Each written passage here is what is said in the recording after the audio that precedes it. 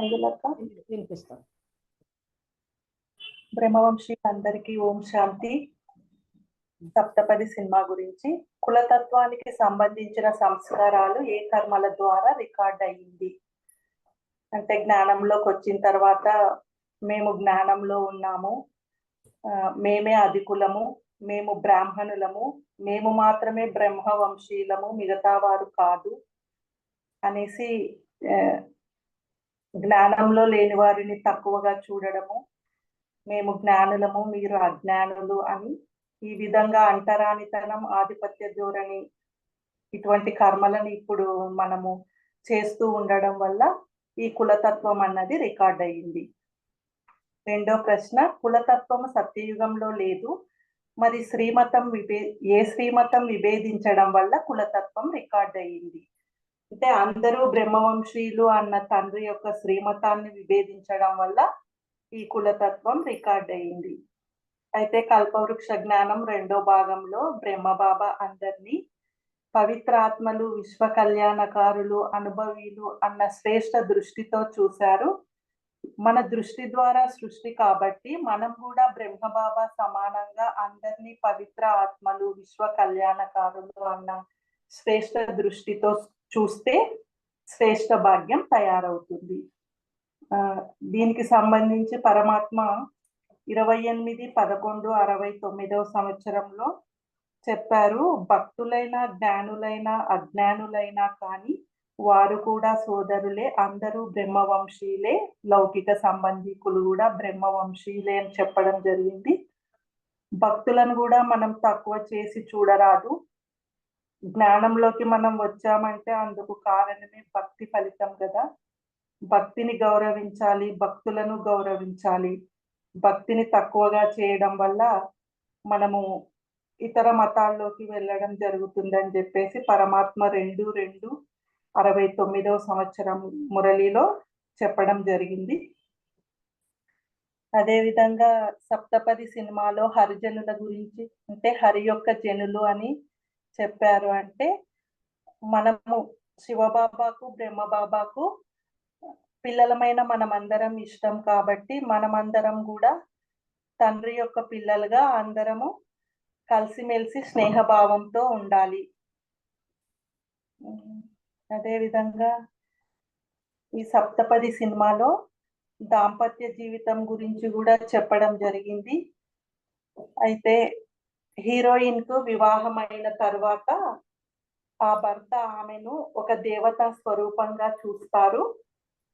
ఎందుకు ఆ విధంగా దేవతా స్వరూపంగా చూస్తారు అంటే, ఆమె అతనిని భర్తగా స్వీకరించలేదు.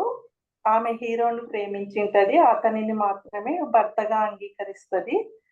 అదే విధంగా మనం జ్ఞానంలోకి వచ్చిన తర్వాత పరమాత్మతో గృహస్థ జీవితాన్ని గడపాలి అంటే పరమాత్మను వివాహం చేసుకొని బేహద్ పుత్రవాన్ భవ అన్న వరదానాన్ని స్వీకరించి జగన్మాతగా అయినప్పుడు మనం కూడా అందరికీ దేవతా స్వరూపాలుగా ఒక తల్లిగా కనిపించినప్పుడు ఈ బ్రహ్మచర్యాన్ని పాటించడం అనేది సులభం అవుతుంది. దీనికి సంబంధించి పరమాత్మ 23/1/70 సంవత్సరం మురళిలో సదా మేము దంపతులము అని భావించాలి అన్న మహావాక్యాన్ని చెప్పడం, ఇదే ఉన్నతోన్నతమైన యుక్తి అని పరమాత్మ చెప్పారు. అదేవిధంగా ఈ సప్తపది సినిమాలో దంపతుల మధ్య స్నేహము, సఖ్యత ఉండాలని కూడా చెప్పారు.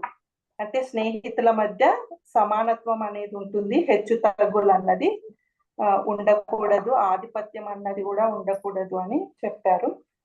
అక్క కూడా మనకు చాలా సార్లు వివరించారు, బ్రహ్మబాబా జ్ఞానంలోకి వస్తేనే లక్ష్మీదేవి నారాయణ పాదాలు నొక్కడం అన్నది ఆ ఫోటోను తీసేసి అందరూ సమానమే అన్న ఆత్మస్వరూపంలో అందరికీ గౌరవం ఇవ్వాలి అని చెప్పడం జరిగింది.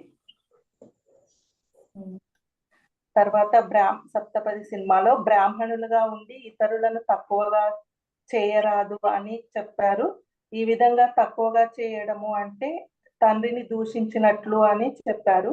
అంటే తండ్రి యొక్క శ్రీమతాన్ని వ్యతిరేకించినట్లు అనేసి చెప్పడం జరిగింది. అందరూ ఆత్మస్వరూపాలే, అందరూ భగవంతుని పిల్లలని చెప్పడం జరిగింది. ఓం శాంతి మంజులక్క. అమ్మా ఓకే, థ్యాంక్ యూ. సో విన్నారు కదా, ఇవాళకి నిన్న చెప్పలేదు కొంతమంది సేవదారులు, కానీ ఇవాళ ఈ పాయింట్ కవర్ అయింది. సో ఇక్కడ బ్రహ్మబాబా ఏదైతే చెప్పారో అంటే ఆయన ప్రాక్టికల్ గా చేసి చూపించారు. అదే మురళిని ఇందాక గ్రూప్ లో పెట్టి ఇప్పుడు మనం దాన్ని ప్రాక్టికల్ గా చేస్తున్నామా లేదా అని చెప్పి ఈ రోజు మనం అందరము చెక్ చేసుకుందాము. తర్వాత బ్రహ్మచర్య వ్రతం గురించి నేను ఎక్స్ప్లెయిన్ చేసాం అని చెప్పి ఇదే మీరు ఇక్కడ తెలుసుకోవాల్సిన పాయింట్ పురుషార్థంలో. సో ఇప్పుడు బిందు అక్క మాట్లాడతారు దీని గురించే. బిందు ఒక్క చెప్పమ్మా. ఫస్ట్ మీ పరిచయం చేసుకోండి. నాకు తెలిసి మీరు అంతా ఎవరికి తెలియదు కాబట్టి ఒకసారి మీరు ఎక్కడుంటారు, ఏం చేస్తారని చెప్తే పరిచయాలు పెరుగుతాయి. చెప్పు. నా పేరు బిందు, మాది వెస్ట్ గోదావరి. నేను హైదరాబాద్ లో సాఫ్ట్వేర్ ఇంజనీర్ గా కాగ్నిజెంట్ లో వర్క్ చేస్తున్నాను. ఓకే, స్టార్ట్ చేయనా? కులతత్వానికి సంబంధించిన సంస్కారాలు ఏ కర్మల ద్వారా రికార్డ్ అయ్యాయి? సో దీనికి జవాబు ఏంటంటే, మనకి బాబా వచ్చి ఏం చెప్తున్నారు, ఈ ప్రపంచంలో ఉన్న ప్రతి ఒక్కరూ కూడా బాబా యొక్క పిల్లలే. అందరూ కూడా బాబాకి సమానమే. కానీ పూర్వీకులైన మనం ఇప్పుడు ఏం చేస్తున్నామంటే, జ్ఞానంలో ఉన్న వాళ్ళనేమో పవిత్రులని, జ్ఞానంలో లేని వాళ్ళని అపవిత్రులని, అభాగ్యులని, అజ్ఞానులని, మనం వాళ్ళ చేతి వంట తింటే అపవిత్రం అయిపోతామని ఇలాగా మనం వాళ్ళని విభేదిస్తున్నాం ఇక్కడ. సో దీని ద్వారా ఏంటంటే మనం దేహ దృష్టిలోకి వెళ్ళిపోయి మనం ఇవన్నీ విభేదించడం వల్ల ఈ కర్మల ద్వారా మనకి కులతత్వానికి సంబంధించిన సంస్కారాలు ఇక్కడ రికార్డ్ అవుతున్నాయి. ఈ సంగమ యుగం అనేది రికార్డింగ్ యుగం అని బాబా మనకి చెప్పారు. సో సంగమ యుగంలో మనం ఏవైతే కర్మలు రికార్డ్ చేస్తామో, ఏవైతే సంస్కారాలు మనం రికార్డ్ చేస్తామో ఆ కర్మల ఆధారంగానే, సంస్కారాల ఆధారంగానే మన జన్మలు అనేవి నిశ్చయించబడతాయి. సో ఇక్కడ ఈ సంస్కారాలు అనేవి రాంగ్ డైరెక్షన్ లో వెళ్ళడం వల్ల మనకి ఇక్కడ కులతత్వానికి సంబంధించిన సంస్కారాలు అనేవి రికార్డ్ అయ్యాయి. సో ఏ శ్రీమతం నుండి విభేదించడం వల్ల కులతత్వం రికార్డ్ అయింది. సో బాబా ఇచ్చిన శ్రీమతం ఏంటంటే, అందరూ బ్రహ్మ వంశీయులే, నేను శ్రేష్టాత్మ మరియు వీరు శ్రేష్ఠ బాబా యొక్క శ్రేష్టాత్మ అని బాబా మనకి శ్రీమతాన్ని ఇచ్చారు. సో ఈ శ్రీమతాన్ని మనం విభేదించడం వల్ల మనకి ఇక్కడ కులతత్వానికి సంబంధించిన ఈ శ్రీమతాన్ని విభేదించడం వల్ల మనకి ఇక్కడ ఈ సంస్కారాలు అనేవి రికార్డ్ అయ్యాయి. సో దీన్ని అందరూ బ్రహ్మ వంశీయులే అన్న మన అందరితో ఎలా కలిసి ఉండాలి ఏంటి అని చెప్పి బ్రహ్మబాబా మనకి కల్పవృక్ష జ్ఞానం 2వ భాగంలో దీనిని బ్రహ్మబాబా చేసి చూపించారు. ఆ డేట్ వచ్చి 1 డిసెంబర్ 1989. సో ఆ మురళిలో ఒక పేరా నుంచి చదువుతానక్క. తండ్రిని అనుసరిస్తున్నారా? సాకార స్వరూపంలో బ్రహ్మబాబాని చూశారు కదా. సదా స్వయాన్ని విశ్వ సేవదారిగా, పిల్లల సేవాదారిగా పిలువబడేవారు మరియు పిల్లలను యజమానిగా చేశారు. యజమానులకు కూడా సలాం చేసేవారు. చిన్న పిల్లలం కూడా సదా గౌరవంతో స్నేహాన్ని ఇచ్చేవారు. వీరు కాబోయే విశ్వ కళ్యాణకారులు అనే భావనతో చూసేవారు. కుమారులను అంటే యువ స్థితిలో ఉండేవారిని విశ్వంలో గొప్ప గొప్ప ప్రసిద్ధ ఆత్మలకి కూడా శపథం చేసేవారు. వీరు అసంభవాన్ని సంభవం చేసేవారు. మహాత్ముల శిరస్సుని వంచేలా చేసేవారు. పవిత్రాత్మలు అనే సన్మాన భావంతో చూసేవారు. తనకంటే కూడా అద్భుతం చేసే మహానాత్మలుగా గౌరవించేవారు. వృద్ధులను కూడా సదా అనుభవి ఆత్మలుగా తనలాంటి వారుగా చూసేవారు. సో బ్రహ్మబాబా చిన్న వాళ్ళని, పెద్దవాళ్ళని అందరినీ సమభావంతో, సమదృష్టితో చూసి అందరూ పవిత్రాత్మలు, విశ్వ కళ్యాణకారులు అని చెప్పి అందరితోనూ స్నేహిగా ఉండేవారు. సో బంధనాలలో ఉన్నవారిని నిరంతరం సదా బాబా స్మృతిలో ఉండే నంబర్ 1 ఆత్మలు అనే సన్మానంతో చూసేవారు. అందువల్లనే నంబర్ 1 అవినాశి సన్మానానికి అధికారి అయ్యారు. రాజ్య సన్మానంలో కూడా నంబర్ 1 విశ్వమహారాజు మరియు పూజ్య రూపంలో కూడా బాబా పూజ తర్వాత మొదట లక్ష్మీనారాయణల పూజే జరుగుతుంది.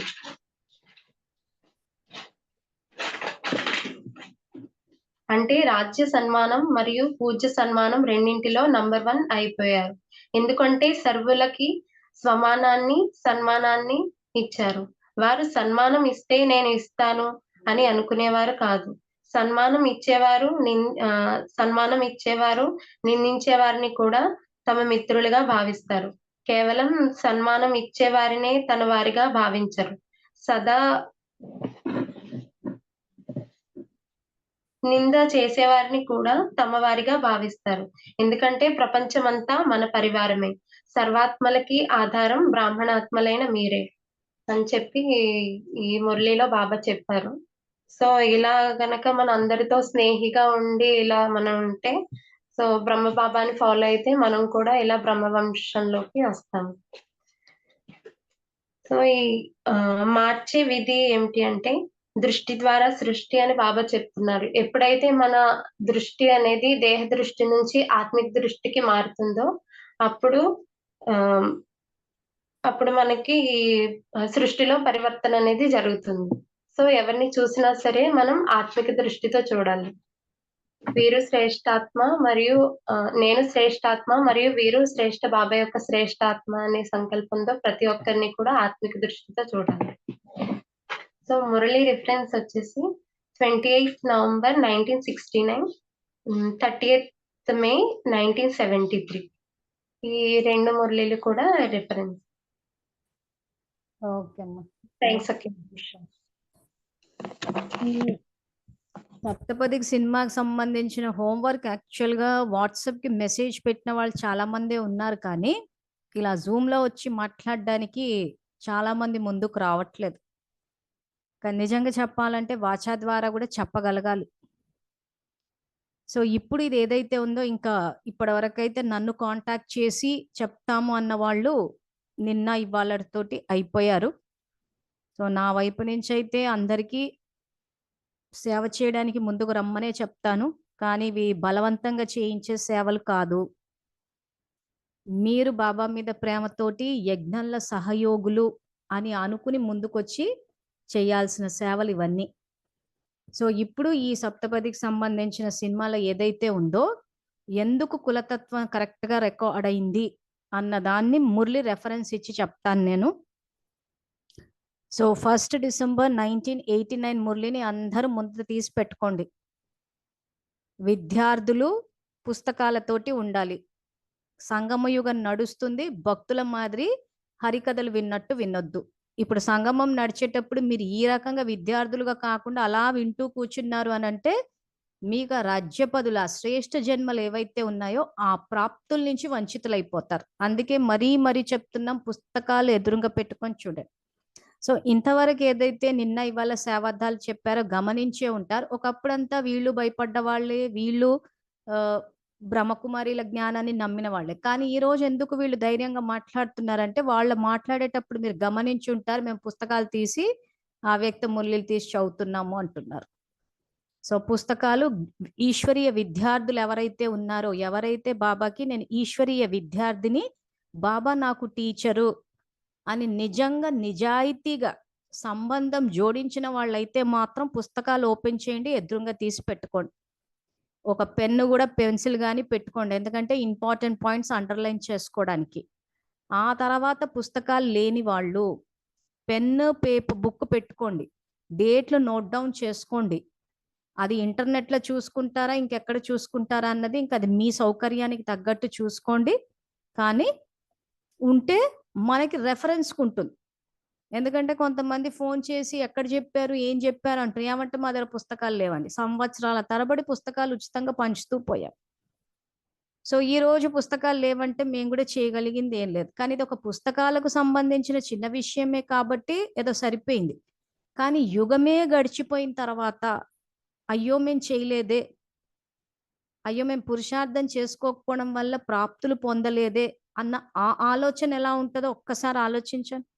ఈరోజు నిజంగా పుస్తకాలు లేని విద్యార్థులు నిజంగానే బాధపడుతున్నారు. అయ్యో మేము ఆ రోజు తీసుకోలేదు, మా దగ్గర పుస్తకం లేదు, సో ఇంత ఇప్పుడు ఈ ఎండింగ్కి వచ్చేసి ఈరోజు జ్ఞానం తెలుసుకున్నప్పుడు అయ్యో పుస్తకాలు లేవు, అక్కడ చూస్తే ప్రింటింగ్ లోను నడవట్లేదు, ఈ విషయానికే ఇంత బాధ అనిపిస్తుంది అంటే 84 జన్మల ప్రాప్తుల్ని పోగొట్టుకుంటే ఎలా ఉంటుందో ఒక్కసారి ఆలోచించండి.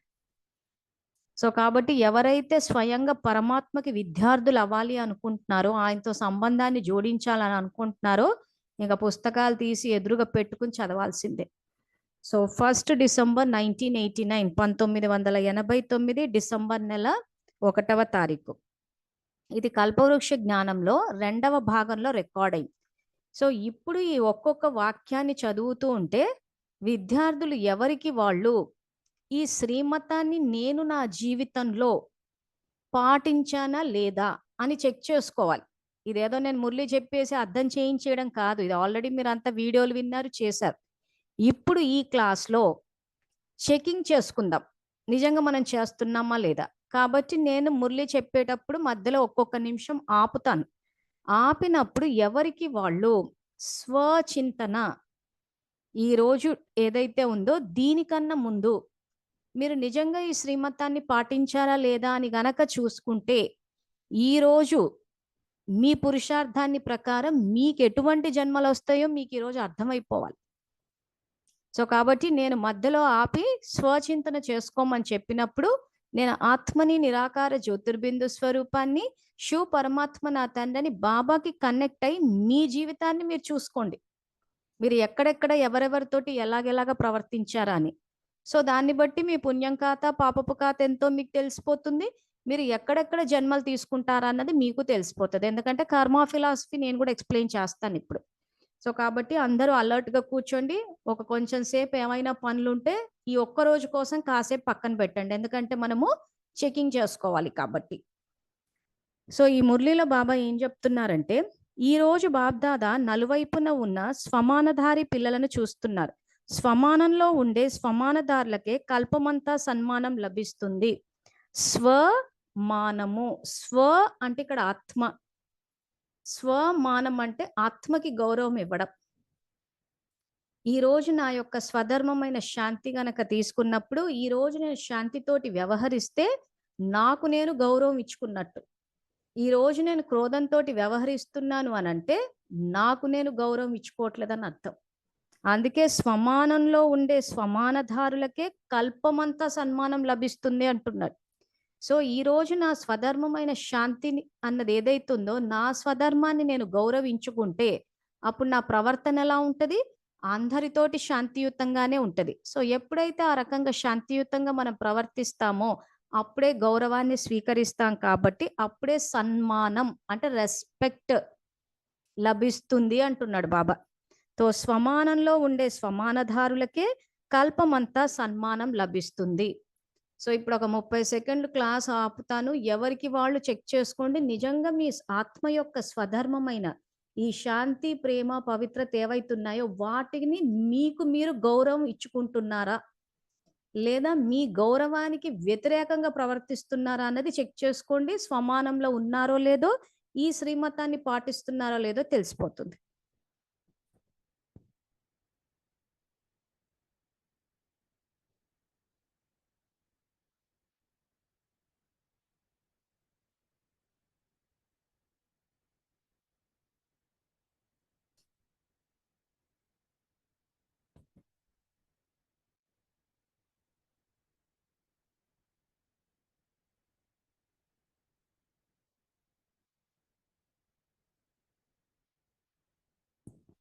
సో అందరూ శివబాబాకి కనెక్ట్ అయ్యి నిజాయితీగా చెక్ చేసుకోవాలి. ఎందుకంటే కరెక్ట్ గా చెక్ చేసుకుంటే ఏమవుతుందంటే మార్చుకోవడానికి మనకు వీలవుతుంది. తప్పులు చెయ్యకుండా బాబా చెప్పిన శ్రీమతానికి అనుసారంగా కరెక్ట్ గా పురుషార్థం చేసి బ్రహ్మబాబా వంశంలోకి వచ్చే అవకాశం ఉంది. కాబట్టి ఆ ఉద్దేశంతో చెక్ చేసుకోమంటాం. తో స్వమానంలో ఉండే స్వమానధారులకే కల్పమంతా సన్మానం లభిస్తుంది. ఒక జన్మ స్వమానధారి, కల్పమంతా సన్మానధారి అంటే ఈ ఒక్క సంగమ యుగంలో గనక మీరు ఆ రకంగా మీ ధారణ ఉంటే కల్పమంతా సన్మానధారి. రాజ్యాధికారులు కనుక మీ రాజ్యంలో కూడా ప్రజల ద్వారా సన్మానం లభిస్తుంది. అర్ధకల్పం భక్తుల ద్వారా సన్మానం పొందుతారు. ఇప్పటి ఈ అంతిమ జన్మలో కూడా భక్తుల ద్వారా దేవాత్మ లేదా శక్తి రూపంలో సన్మానాన్ని వింటున్నారు లేదా చూస్తున్నారు అంటున్నాడు. సో ఇప్పుడు ఈ కల్పంలో గనక మనల్ని మనం గౌరవించి ఆ దైవీ గుణాలు ధారణ చేసి ప్రవర్తిస్తే కల్పమంతా అంటే సత్య త్రేతా యుగాల్లో ప్రజలు గౌరవిస్తారు, ద్వాపర కలియుగాల్లో భక్తులు గౌరవిస్తారు. ఏంటి దీనివల్ల మనకు లాభము అని అంటే ఆ గౌరవాన్ని ఎంజాయ్ చేస్తాం. ఈ రోజు సమస్యలన్నిటికీ కారణం డబ్బు అనుకుంటున్నాం కానీ యాక్చువల్గా డబ్బు ఉన్న చోట కూడా సమస్యలు ఉన్నాయి. సో డబ్బు ఉన్న చోట కూడా సమస్యలు ఎందుకు ఉన్నాయి అని అంటే రెస్పెక్ట్ వల్ల. ఎక్కడ చూడు నాకు గౌరవం కావాలి, నా మాటకు విలువ లేదు, నేను చెప్తే పట్టించుకో, ఇవన్నీ గొడవలు ఎందుకు వస్తున్నాయి మన మధ్యలో? గౌరవం కోసమే. నా మాటకు విలువ లేదు అంటే దాని అర్థం ఏంటి? రెస్పెక్ట్ కోసం మనము పోరాడుతున్నాం అక్కడ. సో కాబట్టి ఇంకా ఈ రోజు నుంచి మన దృక్పథం మారాలి. ప్రపంచంలో ఉన్న సమస్యలన్నిటికీ కారణం ధనం అనుకుంటున్నాం కానీ కాదు, రెస్పెక్ట్. అదే గనక నిజమైతే ధనమే అనుకుంటే ధనం ఉన్న చోట సమస్య రాకూడదు. ఇంకా ధనం ఉన్న చోట ఇంకెక్కువ ఉన్నాయి సమస్యలు. ఎందుకు? రెస్పెక్ట్ కోసం పాకులాడుతున్నారు, సన్మానం కోసం పాకులాడుతున్నారు. సో అందుకే ఇక్కడ ఎప్పుడైతే బాబా చెప్పిన విధి ప్రకారం మనం అందరికీ గౌరవాన్ని ఇస్తామో అప్పుడు కల్పమంతా గౌరవాన్ని స్వీకరిస్తామంటున్నారు. సో బాబా భాష హయ్యర్ డిగ్రీలో ఉంటుంది కాబట్టి బాబా సన్మానం అన్న పదాన్ని వాడారు. సో కాబట్టి ఇక్కడ ఎంతో దయతో ప్రేమతో ఇప్పటి వరకు కూడా సన్మానం ఇస్తున్నారు. ఇంత శ్రేష్ఠ భాగ్యాన్ని ఎలా పొందారు అంటున్నారు. సో ఆ సత్య త్రేతా యుగాల్లోకి వచ్చే రాజకుటుంబీకులు, ద్వాపర కలియుగాల్లోకి వచ్చే ఆ దేవతా స్వరూపాలు ఇంత భాగ్యాన్ని ఏ రకంగా పొందారు అని బాబా ప్రశ్న అడిగి ఆ ప్రశ్నకి సమాధానంగా కేవలం ఒకే విషయం యొక్క త్యాగం ద్వారా ఈ భాగ్యం లభించింది. ఏం త్యాగం చేశారు? దేహ అభిమానాన్ని త్యాగం చేశారు. ఎందుకంటే దేహాభిమానాన్ని త్యాగం చేయకుండా స్వమానంలో స్థితులు కాలేరు. ఈ త్యాగానికి ఫలితంగా భాగ్య విధాత అయిన భగవంతుడు ఈ భాగ్యాన్ని వరదానంగా ఇచ్చారు. సో త్యాగం భాగ్యం మనం మురళిలు చదువుకున్నాము. సో సింపుల్ గా ఇక్కడ బాబా ఏం చెప్తున్నారు? దేహాభిమానాన్ని త్యాగం చేశారు. ఎందుకంటే దేహ అభిమానాన్ని త్యాగం చేయడం వల్ల అది చేస్తేనే స్వమానంలో స్థితులు అవుతారు. అంటే దాని యజ్ఞంలో వేసి సమర్పణ చేసేసాలి. దేహాన్ని, దేహాభిమానాన్ని, దేహ సంబంధీకులు, దేహ పదార్థాలు ఇవన్నీ వేస్తేనే ఏమవుతుంది? భాగ్యం లభిస్తుంది. కానీ ఈరోజు మన స్వమానానికి మనం గౌరవం ఇచ్చుకోవట్లేదు కాబట్టి ఎక్కడ మనకు రెస్పెక్ట్ రావట్లేదు. సో అది త్యాగం చేయలేదు. సో అలా ఎవరైతే త్యాగం చేశారో ఆ త్యాగానికి ఫలితంగా భాగ్య విధాత అయిన భగవంతుడు ఈ భాగ్యానికి వరదానంగా ఇచ్చారు. ఏం వరదానం ఇచ్చారు? సన్మానము. కల్పమంతా సన్మానం అంటే ఆ రెస్పెక్ట్ ని ఎంజాయ్ చేసే ఆ ప్రాప్తిని వరదానంగా ఇచ్చాడు. సో అది ఏ రకంగా వస్తుంది? సో ఇప్పుడు మన యొక్క పురుషార్థాన్ని చెక్ చేసుకుందాం, అంటే మన ప్రవర్తనని చెక్ చేసుకోవాలి. ఇప్పుడు రెండవ విషయం ఏమిటంటే స్వయంగా బాబా పిల్లలైన మీకు స్వమానాన్ని ఇచ్చారు. బాబా తన పిల్లలను చరణాల యొక్క దాసదాసీల నుండి శిరో కిరీటాలుగా చేశారు. ఎంత గొప్ప స్వమానాన్ని, గౌరవాన్ని ఇచ్చారు. సో ఇప్పుడు ఈ వాక్యాన్ని ఎవరికి వాళ్ళు అందరూ చెక్ చేసుకోండి. ఇప్పుడు ఏం చేశారు ఇక్కడ శివబాబా? చరణాల యొక్క దాసదాసీల నుండి శిరో కిరోటాలుగా చేశారు. అంటే భక్తి మార్గంలో ఏం చేసాము? మేము మీ చరణ దాసులము, మేము మీకు దాసులము అని చెప్పేసి దాసత్వం చేసాం భక్తిలో. అలాంటి పిల్లలని ఈ రోజు శిరో కిరీటాలుగా పెట్టుకున్నారంటే ఆయనతో పాటు సమానమైన స్టేటస్, హోదాని ఇచ్చాడు. సో శివబాబా ఈ రోజు మనతోటి ఎలా ప్రవర్తిస్తున్నారో దీన్నే ఆయన స్నేహం అంటున్నాడు, రెస్పెక్ట్ అంటున్నాడు. సో బాబా సమానమైన సేవ అంటే శివబాబా సమానమైన సేవ అంటే ఈ రోజు మనం అందరికీ గౌరవం ఇస్తున్నామా, స్నేహాన్ని ఇస్తున్నామా? ఇప్పుడు చెక్ చేయండి. ఒక మళ్ళీ కాసేపు క్లాస్ ఆపుతాను నేను.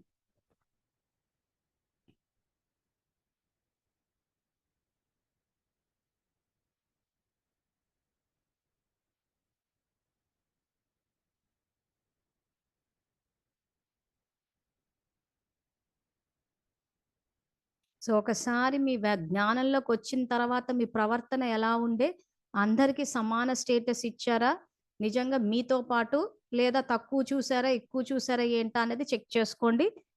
కాబట్టి ఆ తర్వాత బాబా ప్రాప్తుల గురించి చెప్పాడు, అవి వచ్చాయో లేదో తెలిసిపోతుంది.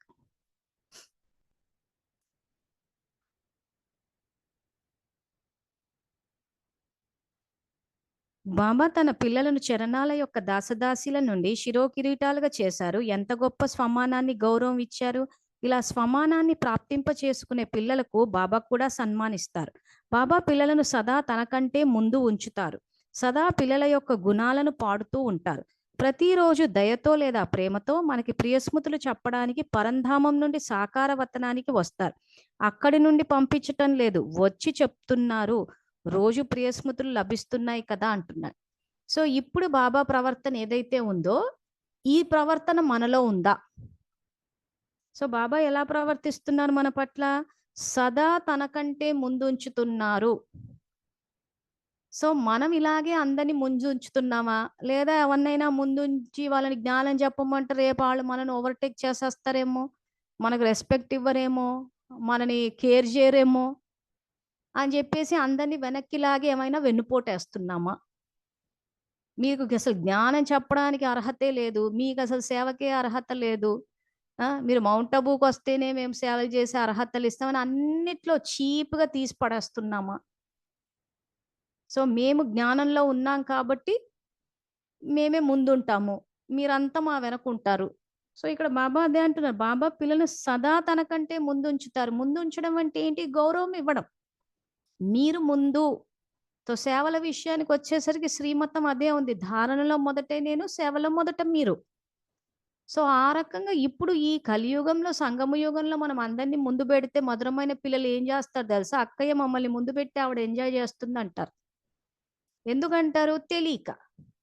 ఆ విషయం జ్ఞానులం మనం అర్థం చేసుకోవాలి, చేసుకుని అలాంటి వాళ్ళకు కూడా గౌరవం ఇస్తూ పోవాలి. అంతేగాని కట్ చేసేసుకుని పెట్టేసుకుని నాకు రెస్పెక్ట్ ఇవ్వలేదు, మేము ఇలా చేసాము, మేమే అసలు వీళ్ళని ముందుకు తీసుకొచ్చాము, ఈరోజు మాకు అసలు కేరే చెయ్యరు అని ఈ టైప్ ఆఫ్ చీప్ థింకింగ్ పెట్టుకోవద్దు.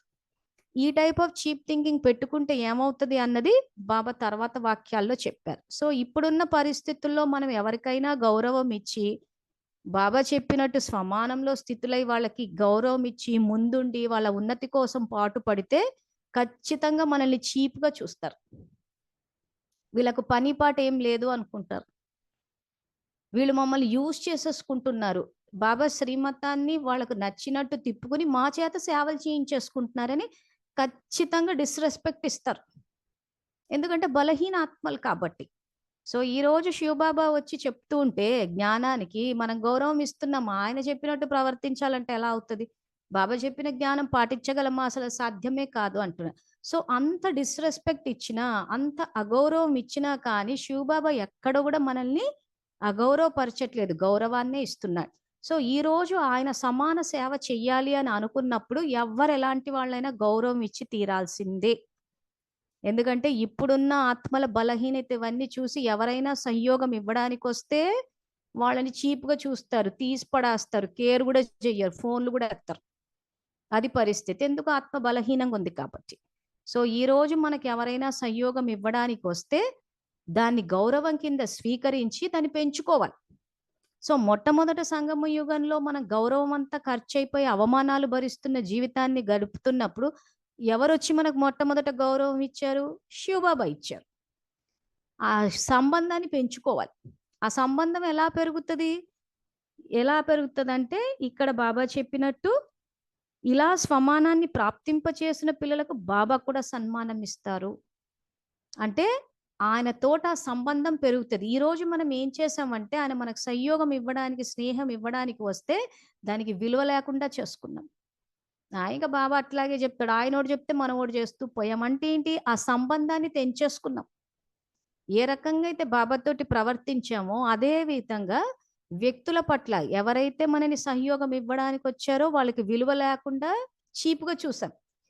ఎవరైతే మనని మోసం చేసి, వెన్నుపోటేసి, దెబ్బలు వేసి ఇట్లా చేస్తే వాళ్ళకి గౌరవం ఇచ్చి వాళ్ళకి చూసి గజగజ వణికిపోయి వాళ్ళు చెప్పినట్టు వింటున్నాం. అంటే ఏంటి? సహయోగం ఇచ్చే వాళ్ళని తిరస్కరించాము, మనకు వెన్నుపోటేసి మనని తప్పుడు మార్గంలో తీసుకెళ్లే వాళ్ళతోటి భయపడిపో, అమ్మో వాళ్ళ మాట వినకపోతే వాళ్ళు ఏమన్నా అంటారేమో, మా గురించి చెడు ప్రచారం చేస్తారేమో. సో సహయోగం ఇచ్చే వాళ్ళు ఎలాగో చెడు ప్రచారం చెయ్యరు కాబట్టి వాళ్ళు మనకి ఇంకా మన దృష్టిలో వాళ్ళకి రెస్పెక్ట్ ఉండదన్నమాట. ఇంకా వాళ్ళని కేర్ చేయం. ఎవరైతే మన గురించి చెడు ప్రచారం చేసుకుంటుంటారో వాళ్ళకి భయపడిపోయి బతికేస్తుంటారు. అంటే ఏం రికార్డింగ్ చేస్తున్నామో చూడండి. సో అప్పుడు మన జీవితంలో ఎలాంటి వ్యక్తులు వస్తారు? సంయోగం ఇచ్చేవాళ్ళు వస్తారా? వెన్నుపోటేసే వాళ్ళు వస్తారా? ఖచ్చితంగా వెన్నుపోటేసే వాళ్ళే వస్తారు. ఎందుకంటే మనం వెన్నుపోటేసే వాళ్ళకే ఎక్కువ రెస్పెక్ట్ ఇస్తున్నాం. వాళ్ళ మాట ఎక్కువ, వాళ్ళ మాట వినకపోతే సమస్యలు తీసుకొస్తారేమో అని అవే చేస్తున్నాం. ఎవరైనా సంయోగం ఇవ్వడానికి వచ్చారు, ఇదిగో మీకు జ్ఞానం చెప్తాము, మీకు ఈ రకంగా చేస్తాం, ముందుకు తీసుకెళ్తాం అంటే ఇంకా వాళ్ళకి విలువే లేదు. సో బాబా కూడా వచ్చింది అందుకే, ఈ రోజు మీకు జ్ఞానం చెప్తాము, స్నేహం ఇస్తాము, మిమ్మల్ని 84 జన్మల ప్రాప్తులు ఇస్తామంటే అసలు బాబాకి విలువే లేదు. ఆయన చెప్పినట్టు చేయాలంటే అవుతుందా అంటున్నారు. ఇంకా ఆ తర్వాత ఇంకెవరు సంయోగం ఇచ్చి వచ్చినా ఇంకా బాబాకే మనం విలువ ఇవ్వనప్పుడు ఆయన పిల్లలైన శ్రేష్ఠాత్మలు సంయోగాన్ని ఇవ్వడానికి వస్తే ఒప్పుకుంటామా? సో అందుకే ఈ రోజు మన జీవితాలు చూసుకుంటే, ఈ రోజు మా కుటుంబంలో సమస్యలు ఉన్నాయి, బంధువులు ఇలా ఉన్నారు, కుటుంబం ఇలా ఉంది, ఎందుకు సంబంధాల పరంగా అల్లాడిపోతున్నామంటే సంగమ యుగంలో పురుషార్థం కరెక్ట్ గా చేసుకోలేదు, తండ్రికి గౌరవాన్ని ఇవ్వలేదు. తండ్రి వచ్చి ఈ రోజు అందుకే ఏమంటున్నాడు ఆయన, మీకు ప్రియస్మృతులు ఇవ్వడానికి పరంధామం నుండి సాకారవతనానికి వచ్చాను అంటున్నాడు. సో ఈ రోజు తండ్రి స్వయంగా పరమాత్మనే పరంధామంలో కూర్చొని ఇవ్వలేదు కదా అంటున్నాడు. అంటే ఈ రోజు పరంధామం నుంచి సాకారవతానికి వచ్చి మనకు ప్రియస్మృతులు ఇవ్వడం ఆయన మన పట్ల చూపించే గౌరవం, మన కోసం వచ్చాడు ఆయన. సో అదే విధంగా మనం కూడా అందరికీ వెళ్ళి ఇచ్చి రావాలి. ఎవరు మనతో మాట్లాడినా మాట్లాడకపోయినా మనం మాట్లాడాలి, ఎవరు మనకు ఫోన్లు చేసినా చేయకపోయినా మనం చెయ్యాలి. ఇంకా అన్ని చోట్ల తగ్గాలి. ఇక్కడ తగ్గితే, ఒక జన్మలో తగ్గితే కల్పమంతా మీకు గౌరవం లభిస్తుంది అంటున్నారు.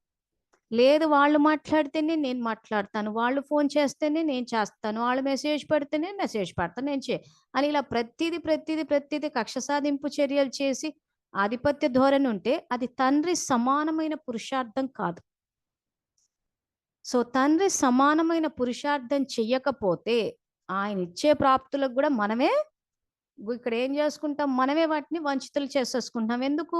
పంతాలు పట్టింపులు ఎక్కువైపోయాయి. మేము మాట్లాడము ఎవరితోటి, వాళ్ళు మాట్లాడినప్పుడు మేము ఎందుకు మాట్లాడాలి? సో వాళ్ళు మాట్లాడకపోయినా మనం ఎందుకు మాట్లాడాలి అంటే, శివబాబా మాట్లాడుతున్నారు కాబట్టి. మనకు ఆయన గౌరవం ఇవ్వకపోయినా, ఆయన చెప్పింది ధారణ చేయకపోయినా ఎంతో ఉన్నతమైన ప్రవర్తనది.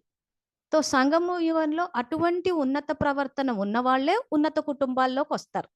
లేదు వాళ్ళు మాట్లాడితే ఏం చేస్తాను, వాళ్ళు చేయనప్పుడు నేను ఎందుకు చేయాలంటే ఈ చీప్ మెంటాలిటీ ఉన్న వాళ్ళంతా, కుటుంబ సభ్యులు బంధువులంతా అదే చీప్ మెంటాలిటీ ఉన్నోళ్ళు వస్తారు.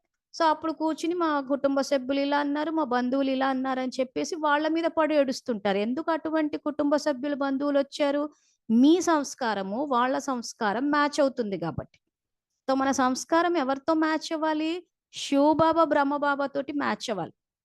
సో శివబాబా బ్రహ్మబాబా తోటి మ్యాచ్ అయితే అటువంటి శ్రేష్ఠాత్మలు ఉన్నత కుటుంబాల్లో జన్మ తీసుకుని అటువంటి ఉన్నతాత్మల మధ్యలో ఉంటే ఖచ్చితంగా జీవితం శాంతితోనే ఉంటది.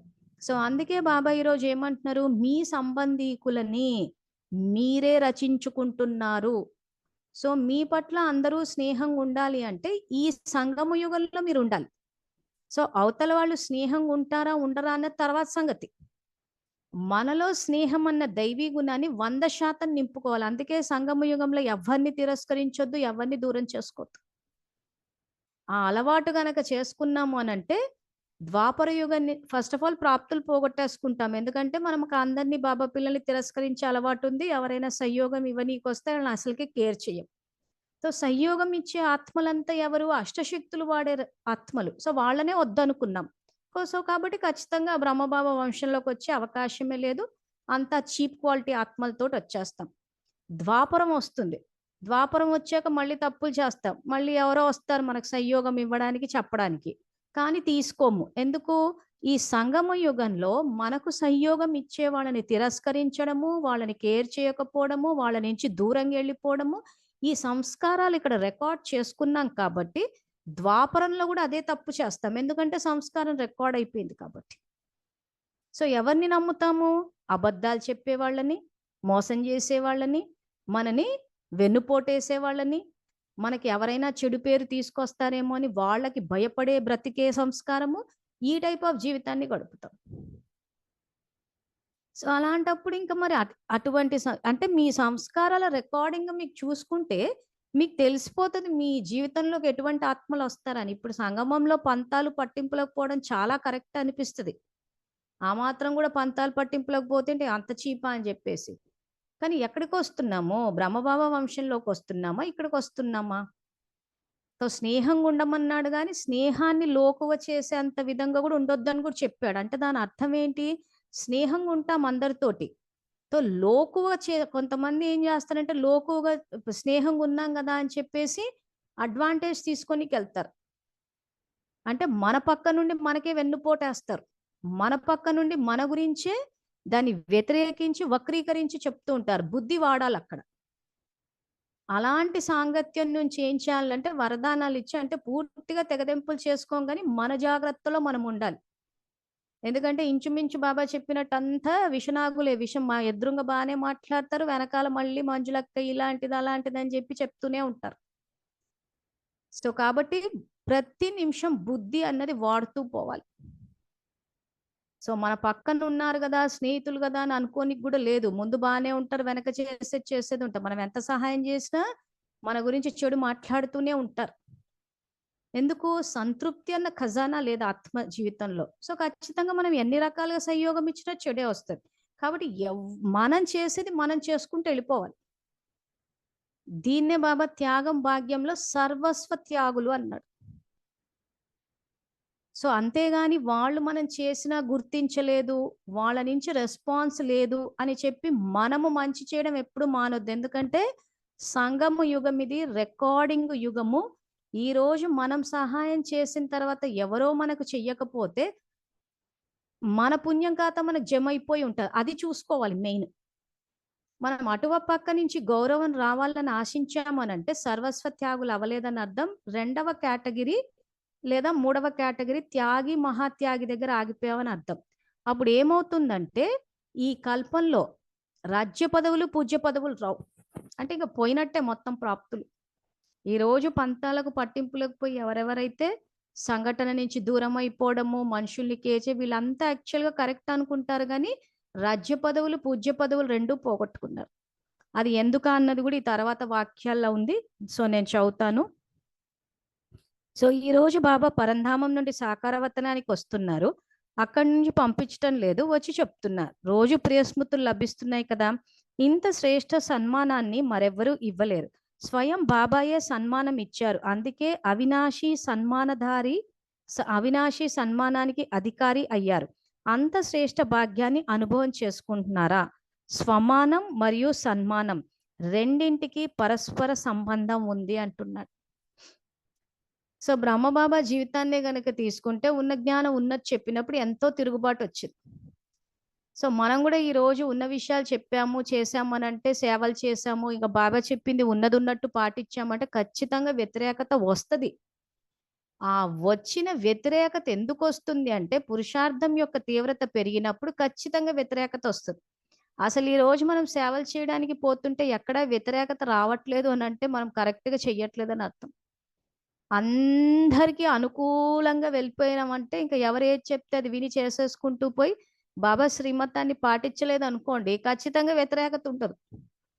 కానీ నిజంగా చెప్పాలంటే ఆయన చెప్పిన పద్ధతులు కనుక చేస్తే మాత్రం వ్యతిరేకత వస్తుంది. అది మన పురుషార్థం కరెక్ట్గా చేస్తున్నాం అన్నదానికి ఒక ఇండికేషన్. అలా అని చెప్పి తప్పుడు నిర్ణయాలు తీసుకుని అందరినీ బాధ పెట్టేసి వ్యతిరేకత వస్తే నేను బాగా చేసుకున్నాం అనొద్దు. బుద్ధి వాడాలి ఇక్కడ. బాబా జ్ఞానం ఉన్నదున్నట్టు చెప్తుంటామా, సేవలకు వెళ్ళినప్పుడు కరెక్ట్గా ఉందన్నది ఇది ఏంటంటే నిజాయితీగా చెక్ చేసుకుంటేనే తెలుస్తుంది. ఎవరికి వాళ్ళు మా ప్రవర్తన కరెక్ట్ అనుకుంటే ఇంకా చేయగలిగింది ఏం లేదు. అందుకే మురళి చెప్పేటప్పుడు నిజాయితీగా చెక్ చేసుకోండి తెలిసిపోతుంది అన్నాను. సో నెక్స్ట్ బాబా ఏమంటున్నారంటే స్వమానధారి పిల్లలు తమకు ప్రాప్తించిన స్వమానంలో ఉంటూ స్వమానం యొక్క సన్మానంలో కూడా ఉంటారు, మరియు ఇతరులతో కూడా సన్మానంతో మాట్లాడతారు. అంటే అందరికీ రెస్పెక్ట్ ఇచ్చి మాట్లాడతారు. సంబంధ సంపర్కాలలోకి వస్తారు. స్వ సన్మానం అంటే స్వయానికి సన్మానం ఇచ్చుకోవటం. సో ఎవరైతే అందరికీ గౌరవాన్ని ఇస్తారో వాళ్ళు సంబంధ సంపర్కాలలోకి వస్తారు. ఇప్పటికి కర్మనా సేవ అంటే చాలాసార్లు చెప్పాను, అందరితోటి కలిసి ఉండాలి. సో ఎవరెవరైతే సంబంధ సంపర్కాలలోకి రావాలి అని చెప్పినా గాని సంబంధాలను తెగ్గొట్టుకున్నారో, హద్దు యొక్క సన్యాసం చేశారో, సన్యాసాశ్రమ ధర్మంలోకి వెళ్ళిపోతారు.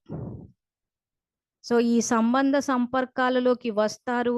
ఇవన్నీ కొన్ని ఎవరెవరైతే తప్పుడు పురుషార్థం చేశారో అండర్లైన్ చేసుకుని, ఒకవేళ మీరు గృహస్థులోకి రావాలి, ఈ సన్యాసాశ్రమ ధర్మాల్లోకి ఇతర ధర్మాల్లోకి వెళ్ళకూడదు అని అనుకున్న వాళ్ళు పురుషార్థం సరిదిద్దుకోవాలి.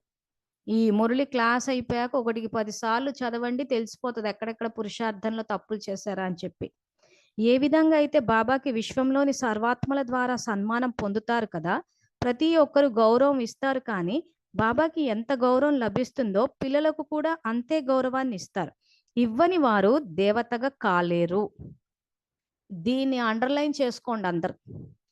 ఎవరైతే ఇతరులకి గౌరవం ఇవ్వరో, సన్మానం ఇవ్వరో వారు దేవతగా కాలేరు.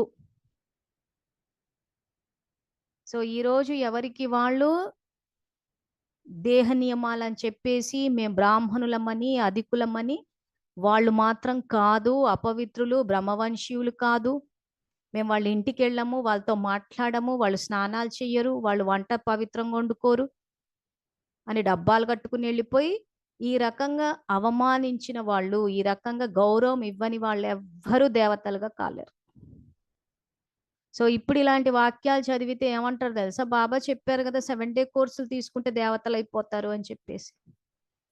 సో బాబా చెప్పే దేవతా పదవి ఏ పదవి అంటే ద్వాపర యుగంలోని, అంటే సత్యత్రేత యుగాల్లోని రాజ్య పదవులు, ద్వాపర కలియుగాల్లోని పూజ్య పదవులు. మురళి స్టార్టింగ్ లో బాబా అదే చెప్పారు ఇక్కడ, రాజ్యాధికారులు, పూజ్యాధికారులు అని చెప్పి. ఈ మురళిలో లాస్ట్ లో కూడా అదే వస్తుంది. సో ఆయన జ్ఞానం విని ఆచరించిన వాళ్ళు స్వదర్శన చక్రంలోని జన్మలు తీసుకుంటారు, అది కరెక్ట్ పురుషార్థం. అంతేగాని సత్యుగంలో త్రేతాయుగంలోకి వచ్చేసి ఆ యుగాల్లో ఉన్న వాళ్ళంతా దైవీ గుణాలతో ఉంటారు కాబట్టి దేవతలే అంటే ఒక దాసీగా కూడా వచ్చేసి నేను దేవతనైపోయినాను అనుకోవడం కాదు. ద్వాపరంలో సత్యత్రేతాయుగాల్లో రాజ్య పదవుల్లోకి రావాలి, ద్వాపర కలియుగాల్లో దేవతా పదవుల్లోకి రావాలి. ఇది యాక్చువల్గా ఆయన చెప్పే పూజ. అంటే దేవతా స్వరూపాల ఈ పూజలు అందుకుంటే అది మన ఖాతాలో వచ్చి పడుతుంది. అంతేగాని మేము చేసేసి బాబా చెప్పారు 7 డే కోర్స్ తీసుకుంటే వచ్చేస్తారు అని అంటే, మరి ఇప్పుడు చెప్పిన ఈ స్వమానంలో ఉండండి, సన్మానం ఇవ్వండి అని ఇదెవరికి చెప్పినట్టు మరి? అంటే ఏది మనకు అనుకూలంగా ఉంటుంది, కన్వీనియంట్గా ఉంటుంది అని ఆ విషయాలు తీసి పెట్టేసుకున్నారు. ఏమంటే మేము 7 డే కోర్స్ చేసేసాము, వైట్ డ్రెస్లు వేసేసాము, భోగులు తినేసాము, బ్రహ్మ భోజనాలు తినేసాము, మీరు అపవిత్రులు, వాళ్ళ అపవిత్రులు అంటే అసలు అందరినీ వేరు చెయ్యడము, అవమానించడము, మీరు అపవిత్రులు అని చెప్పడము, ఇది యాక్చువల్గా పురుషార్థం అనుకుంటున్నారు చాలా మంది. అది కాదన్న విషయం చెప్తున్నాడు ఇక్కడ ఆయన. అందరికీ గౌరవాన్ని ఇవ్వాలంటున్నాడు, స్నేహాన్ని ఇవ్వాలా అంటున్నాడు, అందరూ బ్రహ్మవంశీయులు అంటున్నాడు. ఇంక ఇప్పుడు నెక్స్ట్ బ్రహ్మబాబా, శివబాబా చెప్పిన థియరీని బ్రహ్మబాబా ప్రాక్టికల్గా ఎలా తెచ్చారా అన్నది ఉంది. సో ఇందాక చెప్పినట్టు ఇంక ఇప్పుడు చెక్ చేసుకోండి, ఎవరెవరైతే బాబా శ్రీమతానికి వ్యతిరేకంగా వెళ్ళారో ఇంతకాలము బ్రహ్మకుమారిల జ్ఞానం విని మేమే బ్రహ్మవంశీయులము, ఎవరు బ్రహ్మవంశీయులు కాదు, మేమే బ్రాహ్మణులము, వీళ్ళంతా శూద్రులు, ఎవ్వరు మాకు సమానం కాదు, ఎవ్వరు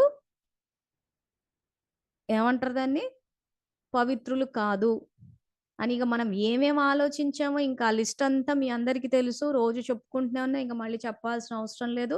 ఆ రకమైన పురుషార్థం చేసిన వాళ్ళు రారు కాబట్టి ఇప్పటికీ మించిపోయింది ఏం లేదు, సరిదిద్దుకోండి. అందుకే మీకు హోంవర్క్ ఇచ్చేటప్పుడు మార్చే విధి ఏంటని అడిగాను. మీ దృష్టికోణాన్ని మార్చాలి. మీ దృష్టికోణాన్ని మార్చిన రోజునే మీ సృష్టి అన్నది మారుతుంది.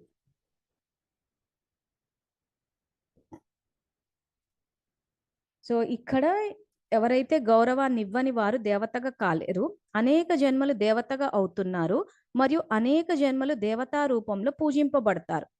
ఒక జన్మ బ్రాహ్మణులుగా అవుతున్నారు కానీ అనేక జన్మలు దేవతా రూపంలో రాజ్యం చేస్తున్నారు లేదా పూజ్యులుగా అవుతున్నారు. దేవత అంటే ఇచ్చేవారు. ఈ జన్మలో సన్మానం ఇవ్వకపోతే దేవతగా ఎలా అవుతారు? అనేక జన్మలు సన్మానాన్ని ఎలా పొందుతారు అంటున్నాడు. ఇప్పుడు ఇక దీన్ని అండర్లైన్ చేసుకుని ఇంకా ఆలోచించుకోండి. దేవత అంటే ఇచ్చేవారు. ఈ జన్మలో సన్మానం ఇవ్వకపోతే, సో బాబా ఏమి ఇవ్వమంటున్నారు? రెస్పెక్ట్ ఇవ్వమంటున్నారు.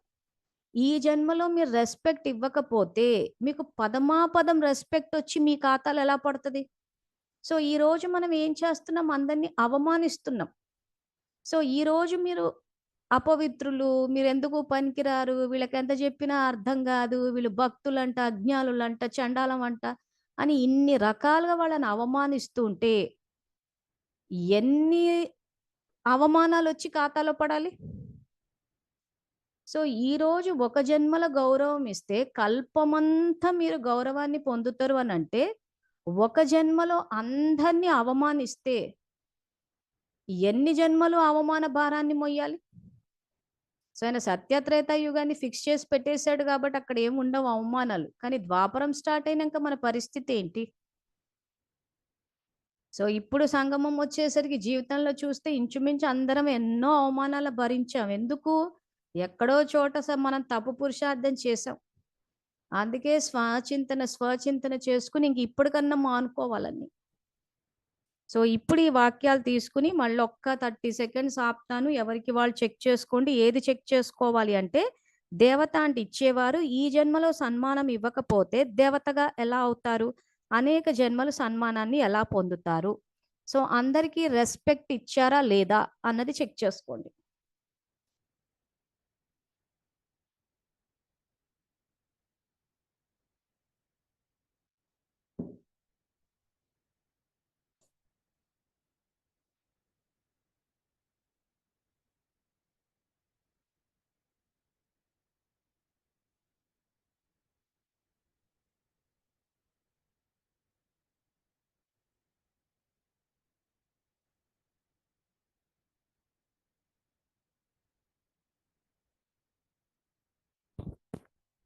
సో తర్వాత నెక్స్ట్, తండ్రిని అనుసరిస్తున్నారా?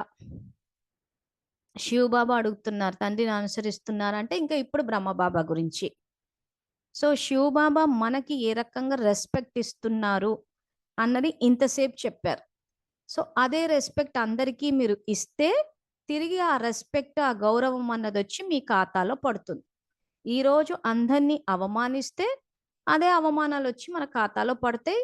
సో ఈ సంగమం ఎండింగ్ వెళ్ళేటప్పుడు పాపాన్ని తీసేసే వెళ్తాడు కాబట్టి అది ఏదో ఒక రకంగా మనం ఆ పాపాన్ని యోగం ద్వారానో భోగం ద్వారానో తీసేస్తాడు. కానీ సంస్కారం ఏం రికార్డ్ అయింది? మనకి అవమానించడం రికార్డ్ అయిపోయింది అందరినీ.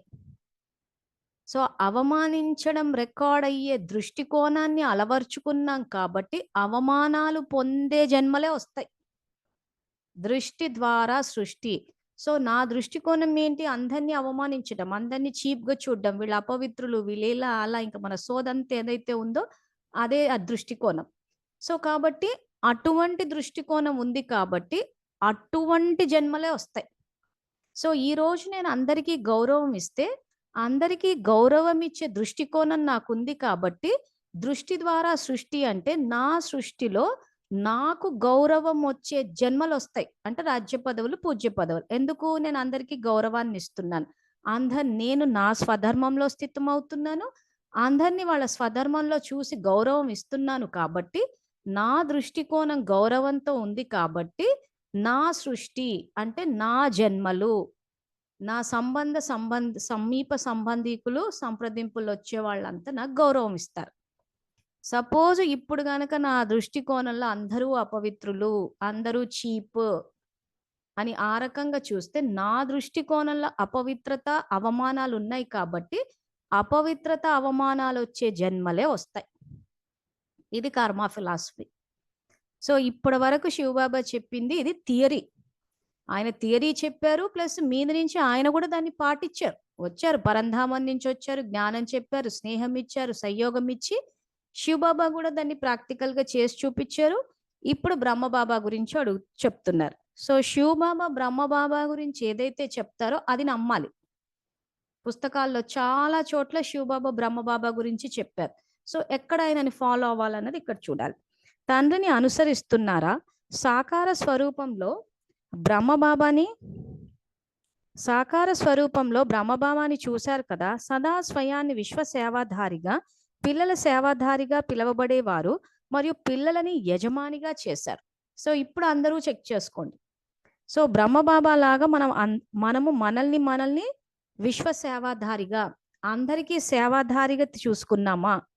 పిల్లల్ని అందరినీ యజమానులుగా చేసి వాళ్ళకి సేవ చేసామా? లేదా మనమే యజమానులుగా ఫీల్ అయిపోయి అందరినీ సేవాదారుల్ని చేసేసామా? పరిస్థితి అయితే రివర్సే ఉంది. సో ఎక్కడికక్కడ చాలా మంది యజమానులు అయిపోయారు, మిగిలిన వాళ్ళు సేవాదారులు అనుకున్నారు. కొంతమంది నిజంగానే సేవాదారులం అనుకుని సేవ చేస్తున్నారు, కానీ విశ్వంలోని ఆత్మలకు చేస్తున్నామా లేదా సెంట్రక్కయ్యలకే చేస్తున్నామా అన్నది ఇక్కడ చెక్ చేసుకోవాలి. సో ఇక్కడ బ్రహ్మబాబా ఏం చేశారు? విశ్వ సేవాధారిగా, పిల్లల సేవాధారిగా పిలవబడేవారు. పిల్లలకు ఏ రకంగా సేవ చేశాడైనా? జ్ఞాన యోగాల ద్వారా. అంటే వాళ్ళకి జ్ఞానాన్ని ఇచ్చారు, శక్తిని ఇచ్చారు, వాళ్ళ శరీరం యొక్క పోషణ కూడా చూశారు, కానీ అది శివబాబా శ్రీమతానికి అనుసారంగా చేశారు. అంటే ఆ రోజుల్లో వాళ్ళు మితంగా తిన్నారు, ఎంత అవసరమో అంతే, పొద్దంతా తిండి పని మీద కూర్చోలేదు. సో బ్రహ్మబాబా కూడా ఏం చేశారు? జ్ఞానాన్ని ఇచ్చారు, అందరికీ స్నేహాన్ని ఇచ్చారు, సంయోగం ఇచ్చారు. సో ఇప్పుడు మన పురుషార్థాన్ని చెక్ చేసుకోవాలి. మనం అందరికీ జ్ఞానాన్ని ఇస్తున్నామా, శక్తిని ఇస్తున్నామా? అది ఇస్తే బ్రహ్మబాబా సమానంగా ఉన్నట్టు ఆయన వంశంలో వస్తాం. సో మేము జ్ఞానం ఇవ్వట్లేదు, మేము జ్ఞానం చెప్పడానికి భయపడుతున్నాము, స్నేహాన్ని ఇవ్వట్లేదు ఎందుకంటే వాళ్ళు మాకు ఇవ్వట్లేదు కాబట్టి. సో సహయోగం ఇవ్వాలి, శక్తుల ద్వారా, ఖజానాల ద్వారా. సో అవి మనమే నింపుకోలేదు, నింపుకున్నా కానీ ఇవ్వటం లేదు. సో కాబట్టి బ్రహ్మబాబా వంశంలో వచ్చే అవకాశమే లేదు. మరి ఎవరి వంశంలో వస్తాము అంటే ఎవరితోటైతే మన పురుషార్థం, ఇప్పుడు మనం భయపడుతున్నామంటే భయపడే ఆత్మల్లోనికి వస్తాం. మనం ఈ రోజు సహయోగం ఎవరికి ఇవ్వట్లేదంటే మనకి సహయోగం ఇవ్వని ఆత్మలే మన కుటుంబ సభ్యులు, బంధువులుగా వస్తారు. ఎప్పుడు చూసినా ఇంకా కిట్పిట్ నడుస్తూనే ఉంటుంది. వాళ్ళు అలా చేయలేదు, వీళ్ళు ఇలా చేయలేదు. ఎందుకు చేయట్లేదు కుటుంబం అంటే మనం ఇప్పుడు యజ్ఞానికి ఆ రకంగా చేయట్లేదు కాబట్టి, శివబాబాని బ్రహ్మబాబాని ఫాలో అవ్వట్లేదు కాబట్టి. సో ఇక్కడ అందుకే బాబా విశ్వసేవాధారిగా, పిల్లల సేవాధారిగా పిలువబడేవారు మరియు పిల్లలను యజమానిగా చేశారు. యజమానులకు సలాం చేసేవారు. చిన్న పిల్లలకు కూడా సదా గౌరవంతో స్నేహాన్ని ఇచ్చేవారు. వీరు కాబోయే విశ్వ కళ్యాణకారులు అనే భావనతో చూసేవారు. కుమారి కుమారులను అంటే యువస్థితిలో ఉండేవారిని విశ్వంలో గొప్ప గొప్ప ప్రసిద్ధ ఆత్మలకి కూడా శపథం చేసేవారు. వీరు అసంభవాన్ని సంభవం చేసేవారు, మహాత్ముల శిరస్సుని వంచేలా చేసేవారు, పవిత్రాత్మలు అనే సన్మాన భావంతో చూసేవారు. సో ఈ రోజు మనం ఎవరి గురించి అన్న ఇంత గొప్పగా ఆలోచిస్తున్నామా అంటే ఎవరిని చూసినా వీళ్ళకి ఎంత చెప్పినా అర్థం కాదు, వాళ్ళు వినరు, వాళ్ళకి చెప్పినా వేస్ట్. ఇది మనం మాట్లాడే మాట. కానీ బాబా చూడండి ఎలా ఆలోచిస్తున్నారు. సో తర్వాత బుక్ తీసి మీరు చదువుకోండి. సో ఇక్కడ ఎవరిని చూసినా కానీ పవిత్రాత్మలు అనే సన్మాన భావంతో చూశారు. సో ఇప్పుడు ఎవరికి వాళ్ళు చెక్ చేసుకోండి, అందరినీ మనం పవిత్రాత్మలు అన్న భావంతో చూస్తున్నామా, వీళ్ళు అపవిత్రులు, అసలు వాళ్ళ దగ్గరికి పోవడమే తప్పు, అసలు వాళ్ళు మన ఇళ్లలోకి రావద్దు, మనం వాళ్ళ ఇళ్లలోకి పోవద్దు, ఎందుకంటే వాళ్ళు అంత అపవిత్రులు కాబట్టి. ఈ భావజాలం బాగా ఇట్లా రక్తంలోకి దిగిపోయింది అందరికి. కానీ ఇక్కడ మురళి తెరిచి చూస్తే మాత్రము శివబాబా బ్రహ్మబాబా ఇంకేదో కథ చెప్తున్నారు, అంటే అసలు కథ చెప్తున్నారు ఎలా చెయ్యాలి అని. సో ఇది పాటించకపోవడం వల్లనే కులతత్వం అన్నది రికార్డ్ అయింది. సత్యుగంలో కులతత్వం ఎందుకు రాలేదు అని అంటే ఈ మురళిలో ఫస్ట్ పారాగ్రాఫ్ వరకు ఏదైతే చెప్పామో శివబాబా కూడా అందరితోటి స్నేహంగా సమాన భావనతో చూసి రెస్పెక్ట్ ఇచ్చాడు. దాన్నే బ్రహ్మబాబా కూడా ఫాలో అయ్యారు. సో బ్రహ్మబాబా యొక్క సంకల్పాల ద్వారా ఇక్కడ ఏమంటున్నాడు? మీ సంకల్పాల ద్వారానే సృష్టి రచించబడింది అంటున్నాడు.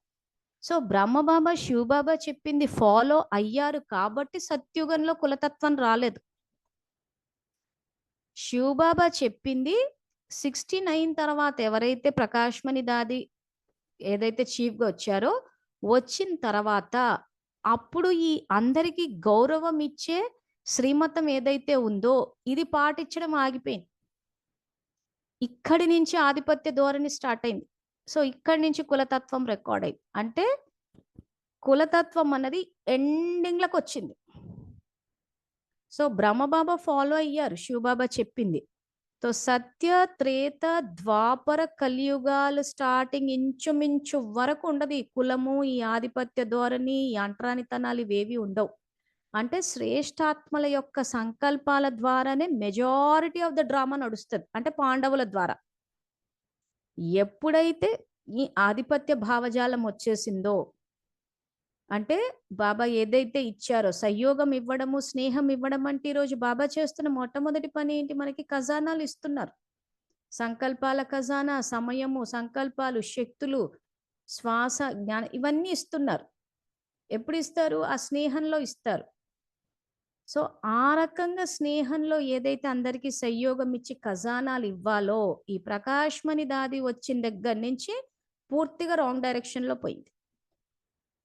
ఎందుకంటే సాకారం మురళిలో సమయం సంబంధించిన దాని ప్రాముఖ్యత కానీ, సంకల్పాలు, శక్తులు మెయిన్ ఇవే తీసేశారు. అంటే స్నేహం లేదు, అక్కడ సహయోగం లేదు. ఇక్కడి నుంచి రాంగ్ డైరెక్షన్ లో పోయి ఆ కులతత్వం వచ్చి, అంటే చదువు అన్నదే తీసేశారు. అసలు శివబాబు వచ్చిందే చదువు జ్ఞానం చెప్పడానికి, అదే తీసేశారు.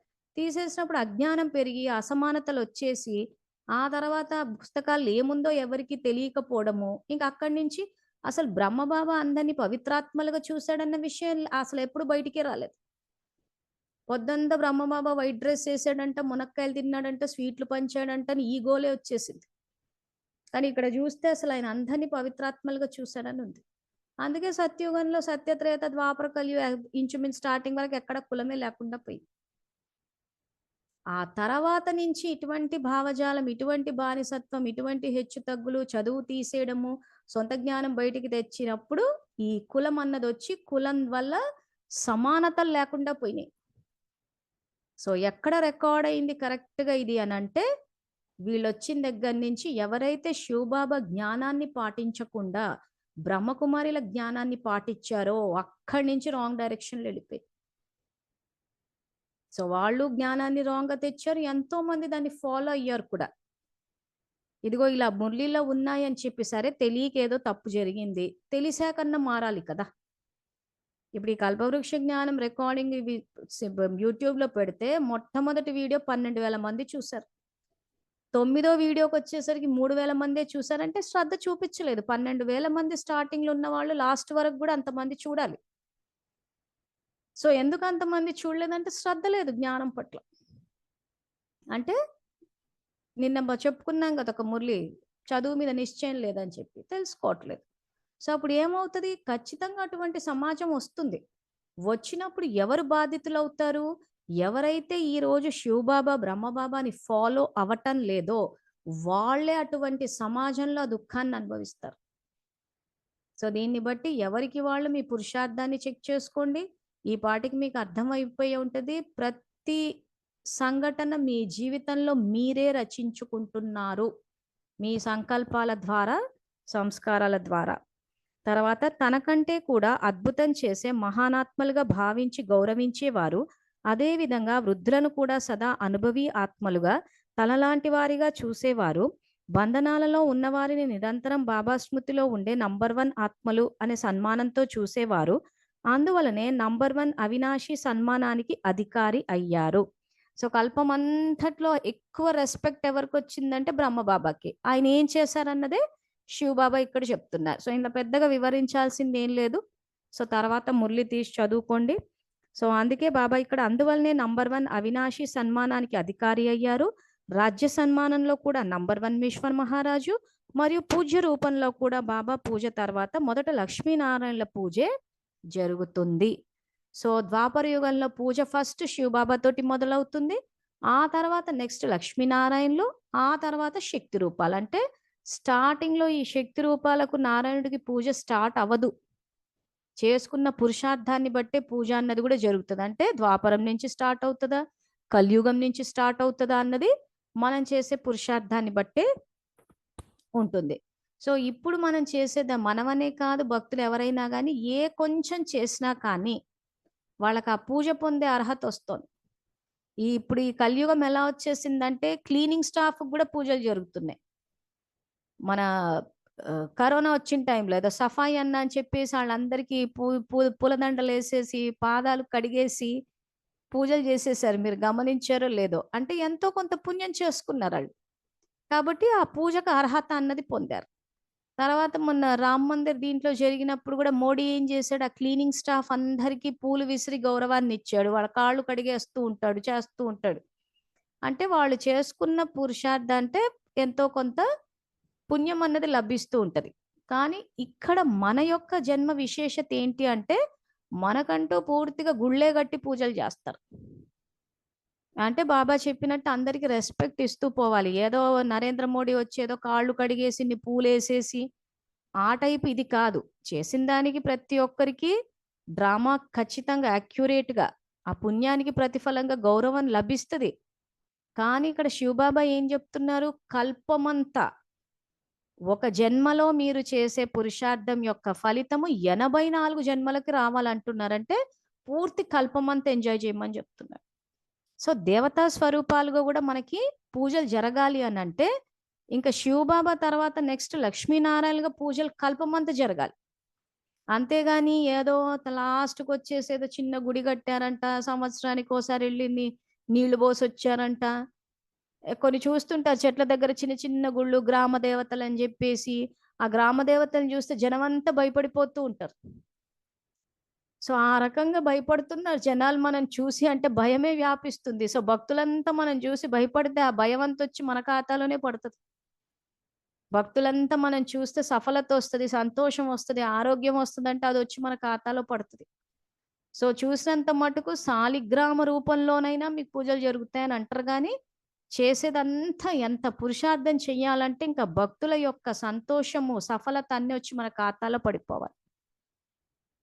ఆ రకంగా గౌరవాన్ని ఈ జన్మలో ఇస్తే తిరిగి వస్తుంది. మళ్ళీ అది కూడా ఎక్కడి నుంచి, సత్యుగం నుంచి రావాలి. మళ్ళీ మన అయోధ్య రాముడు టైప్లో అయిపోద్దు. అయోధ్య రాముడి గుడి అది ఎప్పుడు కట్టారో అయోధ్యలో తెలియదు, కానీ పెద్దగా దానికి ఒక పుణ్యక్షేత్రంగా దానికంటూ పేరు లేదు నిజంగా చరిత్ర గనక తీసి చూస్తే. ఆ తర్వాత మొఘల్ సామ్రాజ్యం వచ్చినప్పుడు ఆ గుడిని కూలగొట్టేసి మస్జిద్ కట్టేసుకున్నారంటే ఎవరైతే అయోధ్యలో రాముడుగా ఏ ఆత్మ అయితే పూజ అందుకుంటుందో పూర్తిగా బాబా చెప్పిన దిశగా పురుషార్థం చేయలేదని అర్థం. సో అతన్ని ఉదాహరణగా తీసుకోవద్దు.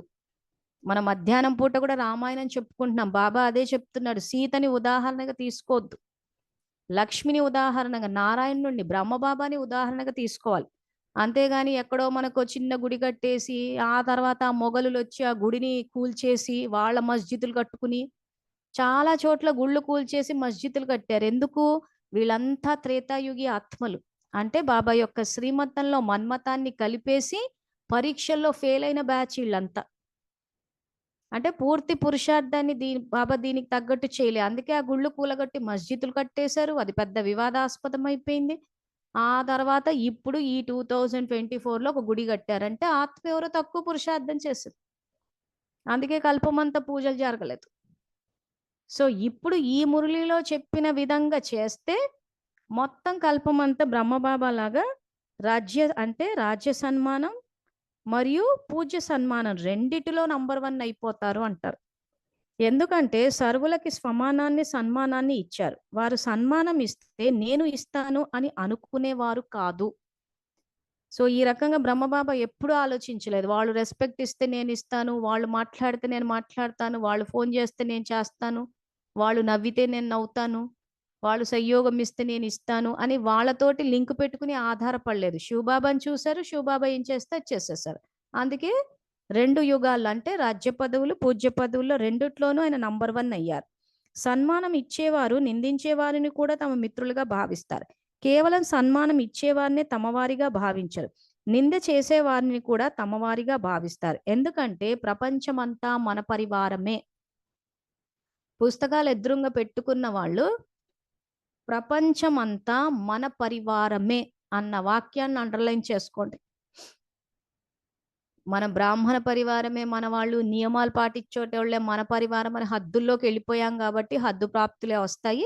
ప్రపంచమంతా మన పరివారమే అని అనుకున్నారు శివబాబా గాని బ్రహ్మబాబా గాని. ఆ రకంగా అనుకుని గౌరవం ఇచ్చి పురుషార్థం చేస్తే అటు విశ్వమహారాజులు ఇటు పూజ్య రూపంలో కూడా లక్ష్మీనారాయణగా పూజ అందుకుంటుంది. సర్వాత్మలకి ఆధారం బ్రాహ్మణాత్మలైన మీరే. ఈ శాఖలన్నీ అంటే భిన్న భిన్న ధర్మాత్మలు అందరూ ముఖ్య కాండమైన మీ నుండే వచ్చారు.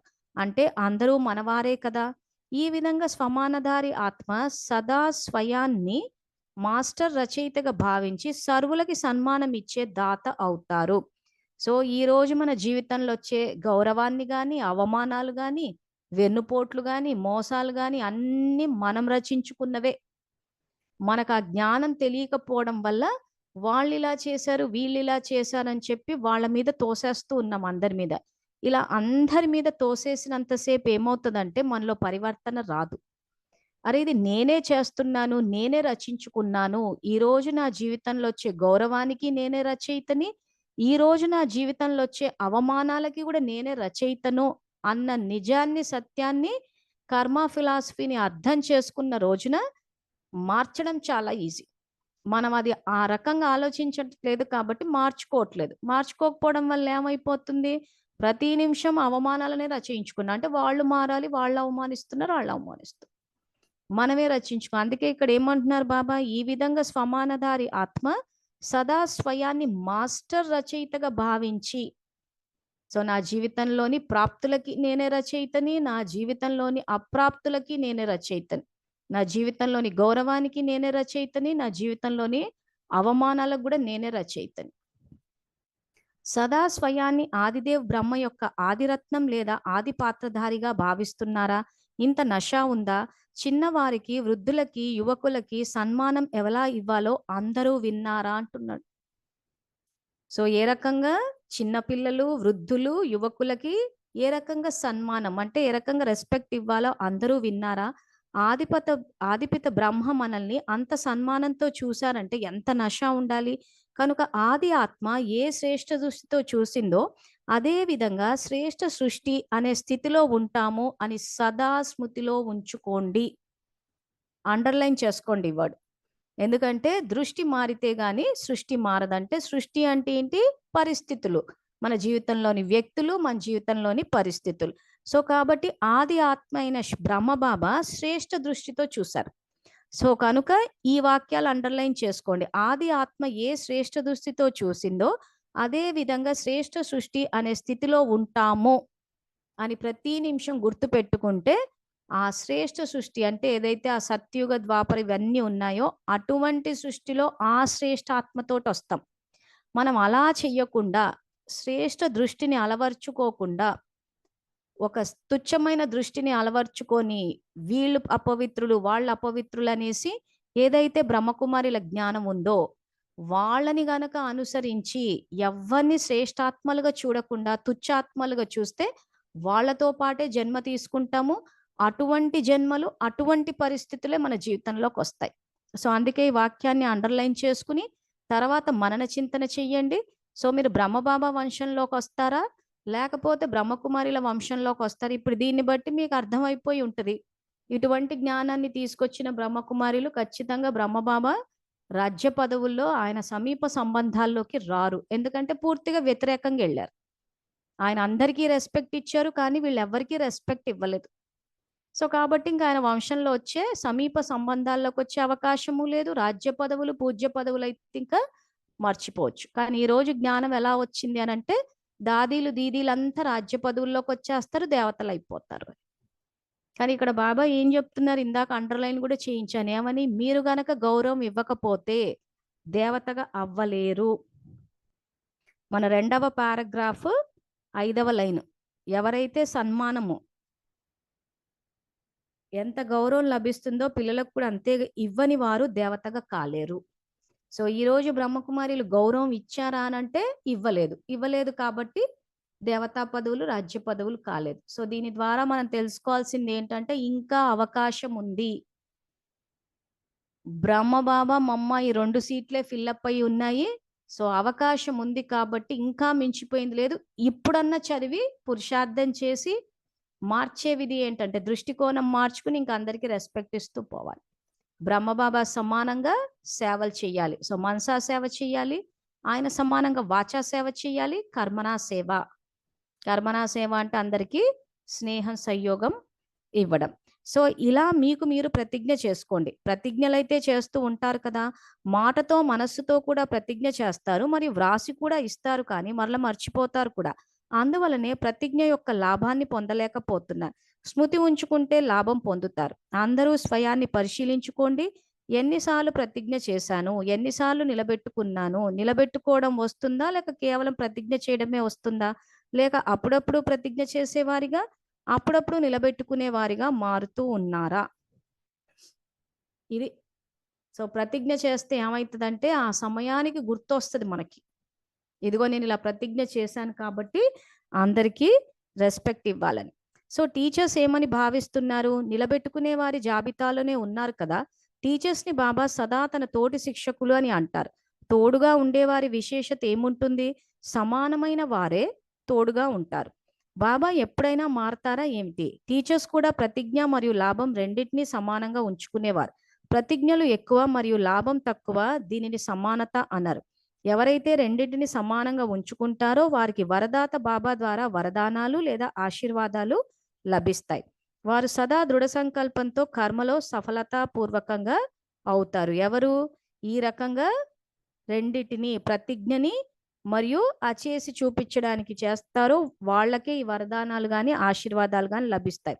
తోడుగా ఉండే శిక్షకుల విశేష కర్మ ఇది. సంకల్పం మరియు కర్మ సమానంగా ఉంటాయి. సో మన సంకల్పం ఏంటి? నేను ఆత్మని అని నా స్వమానంలో నేను స్థితులై అదే నా కర్మలోకి వస్తేనే వీళ్ళే యాక్చువల్ శిక్షకులు అంటున్నాడు. సంకల్పం శ్రేష్టంగా మరియు కర్మ సాధారణంగా ఉంటే దాని సమానత అన్నారు అంటున్నారు. సంకల్పాలు చేస్తున్నారు, కర్మ చూస్తే సాధారణంగా ఉన్నాయి అంటున్నాడు. కనుక టీచర్ స్వయాన్ని బాబాకి తోడుగా ఉండే శిక్షకులు అంటే బాప్ సమాన శిక్షకులను స్మృతిలో సమర్థంగా నడవండి. టీచర్స్ యొక్క ధైర్యం చూసి బాబ్దాదాకి సంతోషంగా ఉంటుంది. ధైర్యం పెట్టుకుని సేవకి నిమిత్తం అయ్యారు కదా, కానీ ఇప్పుడు ధైర్యమైన టీచర్ బాప్ సమాన శిక్షకులు కాగలరు అని ఈ సూక్తిని సదా జ్ఞాపకం ఉంచుకోండి. దీనిని ఎప్పుడూ మర్చిపోకూడదు. సమానంగా అవ్వాలనే లక్ష్యం ఉన్నప్పుడు స్వతహాగానే బాబ్దాదా మీ ఎదురుగా ఉంటారు మరియు తోడుగా ఉంటారు. అంటే మీరు ధైర్యం చేస్తేనే ఆయన సహయోగం ఇస్తారు. మీరు భయపడ్డారు అనుకోండి, భయపడ్డ తర్వాత ఆయన మీలో శక్తిని ప్రవేశపెట్టి చేయడం అంటూ ఉండదు. అందుకే హిమ్మతే బచ్చే మదదే బాప్ అన్నారు. మీరు ధైర్యం చేస్తే బాబా పాత్ర స్టార్ట్ అవుతుంది. మీరు భయపడ్డంతసేపు భయమే రికార్డ్ అయిపోతుంది, ప్రాప్తులు పోగొట్టుకుంటాము. ద్వాపర నుంచి కూడా ఇలాగే భయపడుతూ బతికేస్తూ ఉంటాం. సో ఇంకా క్లాస్ ఇక్కడికి అయిపోయింది. ఓసారి మీకు వీలున్నప్పుడు మళ్ళీ మురళిని మీ అంతటా మీరు ఒకసారి చదువుకుని చెక్ చేసుకోండి. దాన్ని బట్టి జన్మలు ఎక్కడ వస్తున్నాయో తెలుస్తుంది. సో మార్చే విధి ఏంటి అంటే దృష్టి ద్వారా సృష్టి, మీ దృష్టికోణాన్ని మార్చడమే. సో మళ్ళీ రేపు 3 గంటలకు కలుద్దాము. అంతవరకు థ్యాంక్ యూ. Om Shanti.